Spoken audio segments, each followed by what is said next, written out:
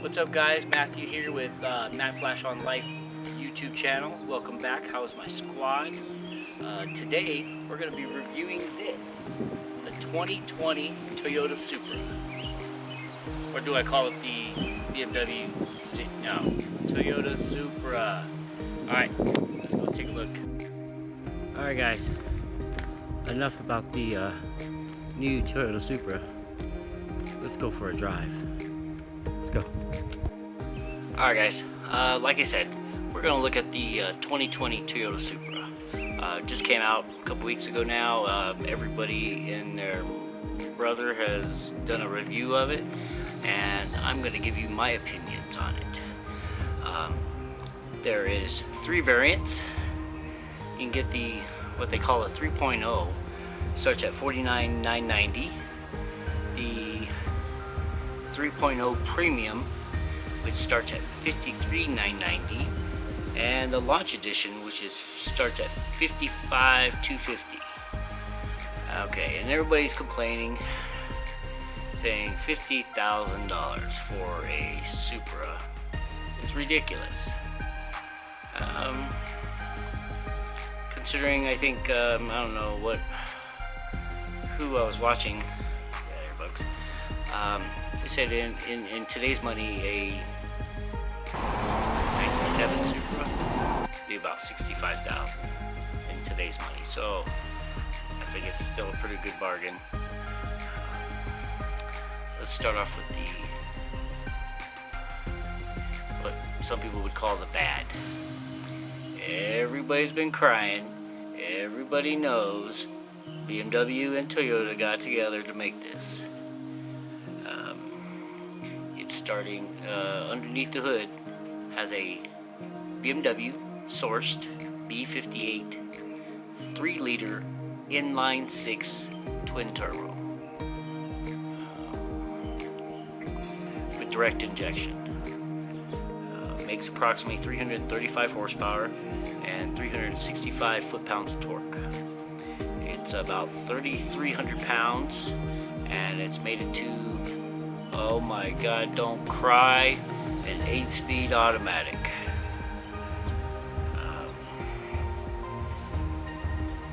What I've heard is BMW and Toyota got together.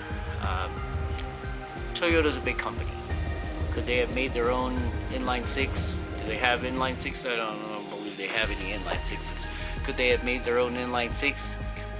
I'm sure they could have. Do they know how to? Yes, obviously they do. With the 2JZ motor. That was a long time ago. In today's current market and the world we live in, for Toyota to develop a all-new engine solely for the Supra just doesn't make financial sense for them. Unless they can put that motor into 4, 5 different cars, why would you do that? The cost would be astronomical. That's why they couldn't do it. And everybody hates that they partnered with BMW, but they're sharing. They share development costs. This is I would say a proven engine, the B58. It's in a number of BMW models, and it works quite well. 3-liter. Everybody say the Supra could be, God forbid, a 4-cylinder. I believe the BMW Z4 comes in a 4-cylinder variant, which, that's what you want, that's what you want. But as being an inline 6, I was hoping, if not an inline 6, a V8, or greatest thing ever, V10 from the LFA. I think that would be phenomenal. Oh man, well, more on the LFA later. Okay, they partner with BMW? Is there somebody else? Is there worse companies they could have partnered with? Yes. There's worse companies, excuse me, that Toyota could have partnered with. BMW knows how to make cars. They do. They make some great cars. They make some great engines. They make some great sports cars. Far worse companies they could have been with. This is the first Toyota Supra in the U.S. in, I think, 21 years. It's pretty good, you know, that they developed this with BMW. It's got a perfect 50-50 weight distribution. Supposedly does 0 to 60 in 4.1 seconds. It's not bad. Like I said, 335 horsepower or so, and I believe the Z4 variant can get a 380 horsepower version. What's to say models coming down the line won't be more powerful or you know, a higher model offering. I would figure 400 horsepower is probably going to be the magic number. Could they do better? It feels really fast, but this importantly, the ZF Auto with paddle shifters, pretty responsive, pretty quick shifts. ZF is a good gearbox, and this programming on the ZF is probably one of the best. I think they've done well. With the partnership, Toyota had free reign to the BMW's parts bin. A lot of people cry, they wanted a manual. I wouldn't be surprised if somewhere down the road there is a manual available. So quit your bitching. It'll be there. You want to be faster? The auto is just going to be faster. It's still going to be faster. You know, Porsche's PDK is ridiculous. You know, manual's fun, but the autos will do it. Don't worry, there'll be a manual down the road. I'd bet some money on it. Same as there'll be hotter versions of the Supra down the road, I'm sure. A lot of times they, you know, all the mystique about the old Supra, the Mark IV, is that, oh God, it's reliable. Well, it's not as reliable as you would hope. It's reliable when you keep it stock. But, you know, and everybody has this magic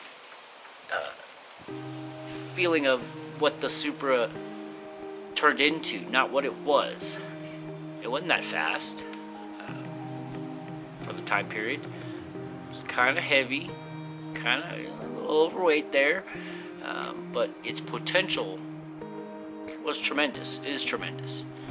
I believe this new Mark V Supra potential is going to be quite tremendous. I know everybody wants to 2JZ swap it. I'd leave it as it is and modify it from there. That B58, it's pretty stout. It can make some power, I'm sure. And it comes with Pilot Super Sports. From what I've heard is why didn't it, you know, people have asked, why didn't it come with Pilot P4Ss? The development has been so extensive and ongoing that when they developed this car, the Super Sports were still, you know, the generation tire that was out, and still a great tire. The P4S, yes. Is that better? I'm sure it's better. I've yet to drive it. I have Pilot Super Sports on my BMW M5, and excellent tires. Okay, it's got Pilot Super Sports, an active diff, rear differential, Brembo fronts, and they say the chassis is stiffer than the LFA, which that's pretty damn good. You know, well, technology over since when the LFA was made. Fronts are going to be 255 3519s, and the rears are 275 3519s. So a good amount of meat in the rear. Okay, let's get on to the looks. I think it's beautiful. I think it's sleek. Lines look great. Those rear arches in the back, sexy. The rear looks good. The front's not as good as I had hoped, or what we were teased with the FT1. Speaking of the FT1, I know I was being a little wishful thinking, but that FT1, that's what the Supra should have looked like. That thing was sexy. Calty, I guess, designed it there in California, and I think they did an incredible job. I wish they would have went with that overall look. It's close, but the FT1, man, God, unbelievable. Loved it. So sexy, and I know they would have probably driven up the cost considerably, and then I did just give it more people more to bitch about. Oh my God, how come it be $75,000, $80,000, whatever for a Supra? The Supra wasn't affordable when it came out. It was only after the fact, after production ended, before the Supra really became something else. That FT1, I know the rising rear wing would have been quite expensive to implement. It just looked fat and low and wide and just so sexy. And some of the wheels that I've seen on that, unbelievable. I wish they would have went with a V8 like in the LC500, naturally aspirated V8 with, what is that, 480 horsepower or so. That would have been ridiculous. And my all-time favorite, make it look like the FT1 and put a V10 in it, the LFA's V10. That would have, I would have said, probably would have justified $100,000 for that car if they would have done all those things. So I would say a year. BMW makes some great cars. I am a BMW fanboy. M5, baby, M5. They make some great cars, and everybody knocks reliability. Every car breaks. Every car has problems. Some more than others, of course. I've had my share in the BMW. But would I buy one? I don't think I would buy one. It's not practical enough. The M5 is exactly what I need. Exactly.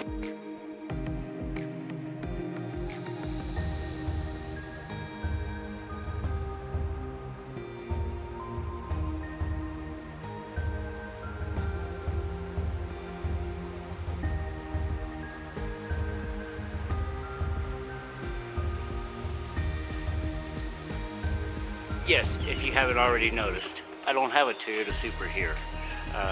I'm nobody. They're not going to give me one. But we're going to review it anyways. The good, the bad, and I wouldn't say ugly because I think it's beautiful. But we're going to review it. We're going to go over some specs and give you my opinion. So, let's go. Alright guys. That's my review of the 2020 Toyota Supra. I know, it's probably a little clickbait thinking that, yeah, I would have one. No, I'm not going to get one. Who they're going to give me MattFlash on Life YouTube channel with my 400 subscribers? They're not going to give me a car. Cross my fingers someday. Alright guys, if you agree with me, you don't agree with me, I understand. You don't have to like it. I might drive it, and who knows, I might hate it. But it looks like a fun little car. Not that much bigger than a BRZ or FT86, whatever they call it, but with a lot more power and dare I say, a grown-up's car versus most grown-ups are not going to buy a Toyota 86. It's a fun little toy. This is a little more serious. One day. Alright guys, I appreciate you watching. Like I said, if you agree with me, you don't agree with me, leave a comment below. I appreciate the criticism. Be nice, you know. Just be nice. This is just my opinion. Everybody's entitled to their opinion. Whether you say I don't like it, this I'm not gonna say you're wrong. I like the car. All right, guys. I've rambled on long enough. Hopefully you got to see some videos, some cool video shots of this and that, of the new Toyota Supra. I love it. As always, keep your foot on the throttle of life. I'm sorry about the audio. Keep watching. I'm trying to make some more videos. I got a lot going on right now. Give me a thumbs up. All right, guys. Take care. See you later.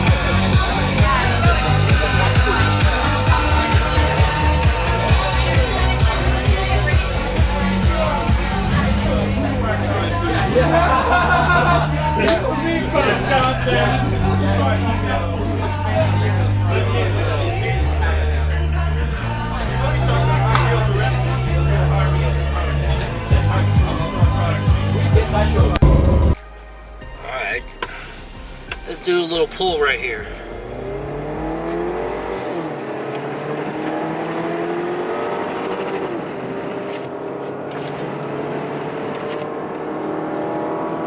Pretty good. Pretty good. They rated at 335 horsepower. It feels a little bit more than that, I gotta say. Feels pretty good. I like it. And trust me, I am a fan of the Mark IV Supra, and I think this does it justice. I'm a BMW fanboy. So, and I've owned 2 Toyotas, so I'd say I'm a Toyota fanboy. I do enjoy it. I think they bring their best qualities from each company, and it's an excellent car. I would love to own one day. Probably never get to. Someday. Alright guys, that's my review of the new 2020 Toyota Supra GR. Gazzy Racing. Nobody's ever going to call it the GR Supra.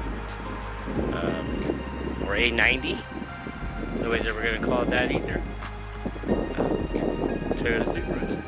5th generation. Excellent car. It does everything it should do. Sorry. Bugs. I don't like bugs.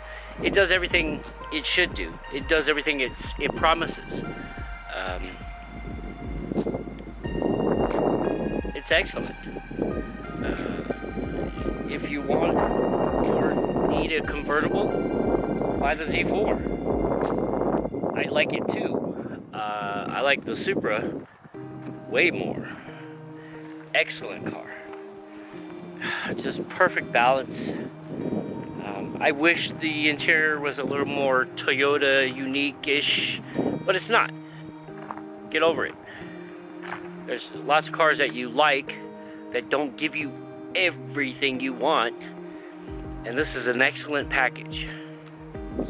It's beautiful. It's beautiful in every color. It's beautiful in this color and the white, or what else I've seen? The red, the gray. The gray's a little bland, but it's excellent. It's not going to be the most practical car in the world, but it's a sports car. It's not supposed to be. You can't go wrong with the new 2020 Toyota Supra.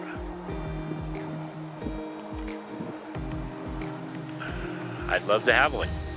So if you're listening, Toyota, hit me up, because I currently have that white thing right there, and this is my in-laws. That's their truck, and that's Grandma D's.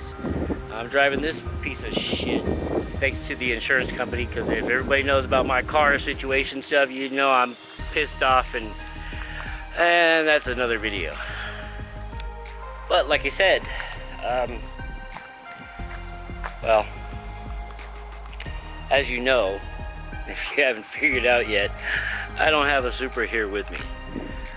I'm reviewing it like all the other douchebags on the internet are reviewing it. Not having any personal knowledge and not getting to drive it. Actually getting to drive it and feel it and touch it and see it in person. But all the videos I've watched, almost everybody's fairly impressed. And a little bonus, what is it? Forgive me if I'm wrong, but Car and Driver or Road Track, they dynoed one. And there's the video there. And that video is saying the car's supposed to have 335 horsepower at the crank. The video shows what, close to 400 or so. The wheels, was it? I don't know. You have to watch the video again. I don't remember. I watched it a couple of days ago. So it's got way more power than they're claiming. BMW is known to kind of do that, underrate their vehicles. Come on.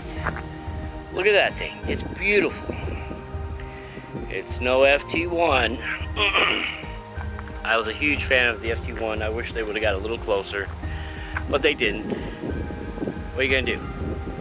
Like I said, aftermarket will take care of that. And I'm sure some people are going to be modifying that, and it's going to be beautiful. But like I said, no Supra here in this garage. No Supra in my garage at all. You probably don't have one in your garage either. That's my 2 cents. You agree with it, you don't. It's not gonna hurt my feelings. By all accounts, it's a wonderful car. And if you're one of the lucky ones to get one, enjoy it. And show it off and be proud. It's an excellent car, I'm sure. Alright guys, I know it's a weird kind of video here, and I don't know how long you got through the video before you realized I don't have a Supra. Or 5 seconds in you realize I don't have a Supra. They're not going to give MattFlash on Life, YouTube, nobody a Supra to drive. But one day I'll get one. Alright guys, I appreciate you watching. As always, keep your foot on the throttle of life, and we'll catch you soon.